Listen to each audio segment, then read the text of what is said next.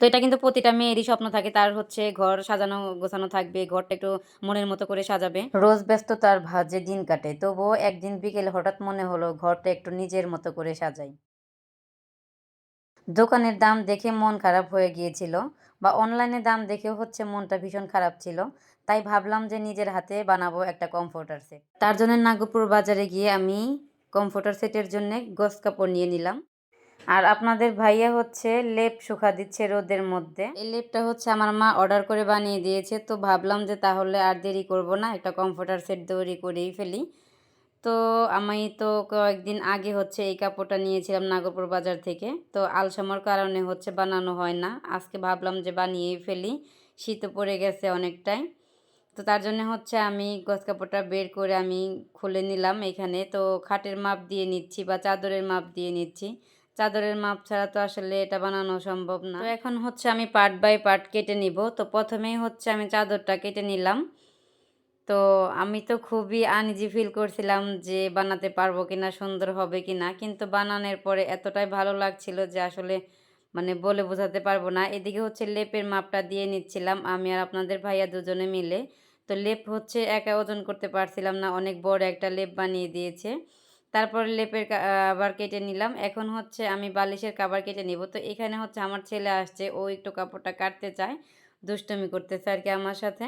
এদিকে হচ্ছে আমি বালিশের কাভার কেটে নিচ্ছি। একটা হচ্ছে ছোট পার্ট কাটতে হবে, আর একটা হচ্ছে চতুর্পাশে হচ্ছে 2.5 ইঞ্চি করে বড় করে কাটতে হবে। তো আমরা সবাই জানি বালিশের হচ্ছে 4 সাইডে কিন্তু একটু মানে সৌন্দর্যর কারণে একটু কাপড় থেকে যায় আর কি। তো আমি জানি না সেটাকে কি আমার বলে। কাপড় কাটা শেষ, এখন হচ্ছে আমার সেলাই করার পালা। তো এখানে হচ্ছে আমি প্রথমেই লেপের কাভারটা বানাবো। ল্যাপের কাভারটা বানানো কিন্তু একদমই সহজ। আর আমি তো বেডশিটের গজ কাপড় নিয়েছিলাম, কোনো জোড়া পরেনি, শুধু হচ্ছে 4-5টা জোড়া দিয়েছি। তো ল্যাপের কাভার বানানো শেষ, এখন হচ্ছে আমি আর আমার ছেলে দুজনে মিলে কাভারটা ভরে নিব। শীতের মধ্যে তো সবাই হচ্ছে কমফোর্টার কিনে নেয় অনলাইন থেকে অর্ডার করে। তো কমফোর্টার হচ্ছে সব দিকে সুবিধা থাকলেও কমফোর্টার হচ্ছে যেটা গায়ে দেয় সেটার হচ্ছে কাভারটা কিন্তু ধোয়া যায় না। তাই আমি হচ্ছে আর কিনে নিলাম না, নিজে হাতে তৈরি করে নিলাম। এটা কিন্তু আপনি চাইলেও হচ্ছে যখন তখন ধুয়ে ওয়াশ করে নিতে পারবেন। তো আমি হচ্ছে এখন কোল বালিশের কাভার তৈরি করব। তো কোল বালিশের কাভারও আমি কেটে নিলাম। এখন সেলাই করে নেব সবগুলো। 3টা বালিশের কাভার, মাথার বালিশের কাভার, 2টা হচ্ছে কোল বালিশের কাভার, সাথে বিছানার বেডশিট, আর তার সাথে হচ্ছে লেপের কাভার। তো সব মিলিয়ে হচ্ছে আমার 10.5 গজ কাপড় লেগেছে এইখানে। তো আমি তো প্রথমেই হচ্ছে অনেকটাই ভয় পেয়েছিলাম যে এত টাকা দিয়ে কাপড় কিনে নিয়ে আসলাম, আসলে আমি বানাতে পারবো কিনা, তো এটা ভেবে ভয় পাচ্ছিলাম। কিন্তু বানানোর পরে এতটাই ভালো লাগছিল, আমার রুমের চমকটাই হচ্ছে অন্যরকম হয়ে গেছে।